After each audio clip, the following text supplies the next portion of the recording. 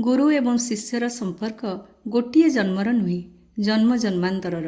ऋणानुबंधरे बांधी होई भक्त गुरु को आकर्षित करे एवं तांको शरणरे आसे। बाबांकर अनन्य भक्त सामांक सहित 72 जन्म धरी बाबा रही। सेहीपरि धुरंधर फैमिली सहित 60 जन्मर संपर्क बोली श्री साई सच्चरित्र बाबा कहिसंती।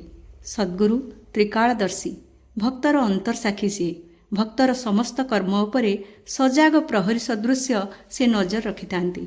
भक्तर अतीत, वर्तमान एवं भविष्यत सबकिछि जानी भक्तर उद्धार निमंते कृपा करी निज पाखक टाणी आनती।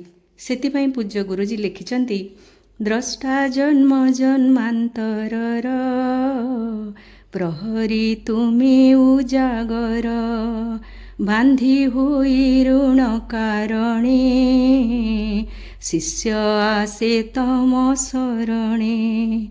जय श्री साई, जय श्री गुरुदेव।